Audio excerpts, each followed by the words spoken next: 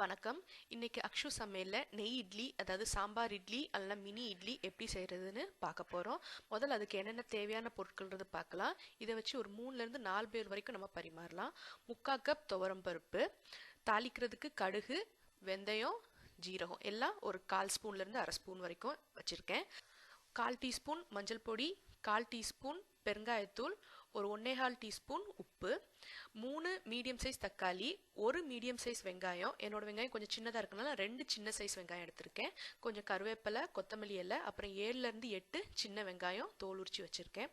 சாம்பார் மசாலாக்கு ஒரு table spoon கடலைப்பருப்பு, 2 table spoon முழு கொத்தமல்லி, 1 டேபிள் ஸ்பூன் முழு உளுந்தம்பருப்பு, 3/4 டேபிள் ஸ்பூன் துவரம்பருப்பு, 3/4 டேபிள் ஸ்பூன் பச்சரிசி, ஒரு 1/4ல இருந்து 1.5 டேபிள் ஸ்பூன் வரைக்கும் ஜீரகம், 1 டேபிள் ஸ்பூன் மிளகு, அது போக 8ல இருந்து 10 வத்தல். உங்க காரத்துக்கு ஏற்ற மாதிரி கூடவோ குறைவோ வச்சுக்கோங்க.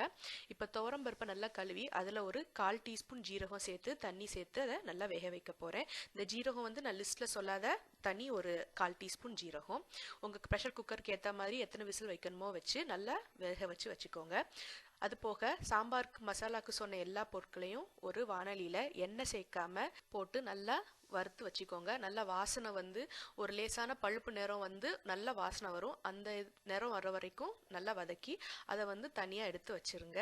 அது வந்து நல்லா ஆறட்டும். ஆறுனதுக்கப்புறம் நம்ம இதை வந்து மிக்சியில் போட்டு நல்லா அரைச்சிக்க போகிறோம்.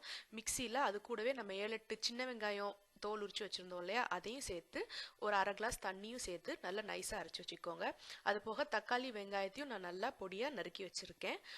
அடுத்ததாக வானிலையில் ஒரு 1.5 டேபிள் ஸ்பூன் எண்ணெய் விட்டுட்டு அதில் தாளிக்கிறதுக்கு நம்ம எடுத்து வச்சுருந்த கடுகு, ஜீரகம், வெந்தயம் 3ஐயும் போட்டு அது நல்லா பொரிஞ்ச உடனே கருவேப்பிலையும் போட்டு அதுவும் பொரிஞ்ச உடனே ஒரு மீடியம் சைஸ் வெங்காயம் சொன்னேன் இல்லையா, அதை வந்து நான் கொஞ்சம் தடிமனாக நறுக்கி வச்சுருக்கேன். அதை போட்டு நல்லா வறுத்துக்கோங்க.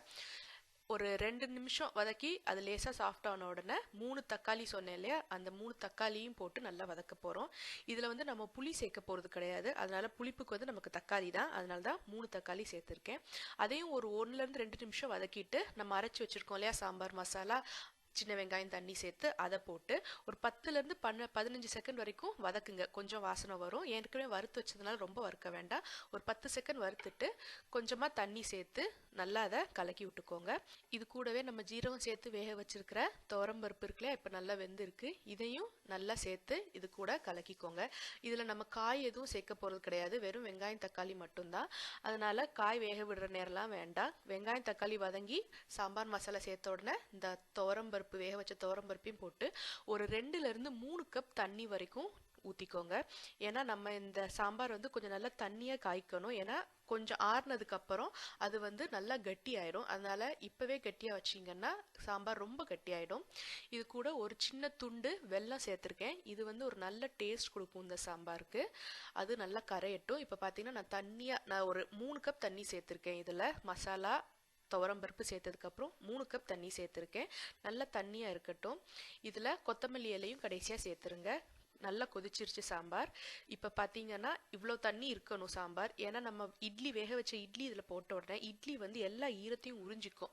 நீங்கள் சாம்பார் முதலே கெட்டியாக வச்சிங்கன்னா அது வந்து ரொம்ப கட்டியாகி ஒரு மாதிரி மசாலா மாதிரி ஆயிடும். சாம்பார் தேங்கி நிற்காது. உங்களுக்கு சாம்பார் நிற்கிற மாதிரி இருக்கணும்னா நல்லா தண்ணியாக காய்ச்சிக்கோங்க. அது ஒரு 5 நிமிஷம் கொதிக்கட்டும்.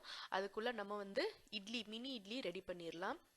இந்த மாதிரி மினி இட்லி தட்டு கடையில் கிடைக்கும். அதை வாங்கி நம்ம இட்லி மாவு, சாதா இட்லி மாவு தான், அதை ஊற்றி சீக்கிரம் வெந்துடும். 5 நிமிஷத்துக்குள்ளே வெந்துடும். சின்ன இட்லின்றனால வேக வச்சு அதை கொஞ்சம் ஆற வைங்க.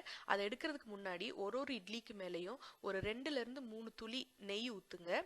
அந்த இட்லி வந்து அந்த நெய்யை உரியட்டும். சாம்பாரில் எப்படி நம்ம நெய் ஊற்றுவோம், ஆனால் அந்த இட்லியில் அந்த நெய் வாசனை வராது.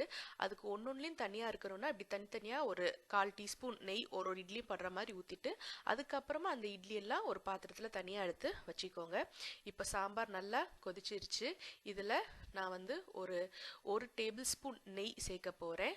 சேர்த்துட்டு அது கொஞ்சம் கரைஞ்ச உடனே அது கூட நம்ம ஏற்கனவே தயார் பண்ணி வச்சிருக்கிற மினி இட்லி எல்லாம் அதில் போட போகிறோம். போட்டு இது வந்து சாம்பார் ஆல்ரெடி ரெடி ஆயிருச்சு, அதனால ரொம்ப நேரம் நீ கொதிக்க விட வேண்டாம். சும்மா அந்த இட்லி வந்து அந்த சாம்பார்லலாம் முங்கி அந்த ஈரம் உரிகிற வரைக்கும் ஒரு 2 நிமிஷம் வச்சிங்கன்னா போதும். சாம்பார் இட்லி கிட்டத்தட்ட ரெடி ஆயிருச்சு. இப்போ பார்த்தீங்கன்னா இவ்வளோ தண்ணியாக இருக்கிற சாம்பார் இந்த இட்லிலாம் போட்டு வச்சு ஒரு மூடி வச்சிங்கன்னா ஒரு 10 நிமிஷத்துக்கு அப்புறம் எடுத்து பார்த்தீங்கன்னா சாம்பார்லாம் இழுத்துட்டு நல்லா கெட்டியாயிரும். அதனால தான் சாம்பார் கொஞ்சம் தண்ணியாக வைக்க சொன்னேன். இப்போ ஒரு 5 நிமிஷம் மூடி வச்சு இறக்குனீங்கன்னா சாம்பார் இட்லி நெய் இட்லி ரெடி. இது எல்லா வயதினருக்கும் பிடித்தமான ஒரு சுவையான உணவு. உங்க வீட்லயும் நீங்க ட்ரை பண்ணி பாருங்க, உங்களுக்கு ரொம்ப பிடிக்கும்.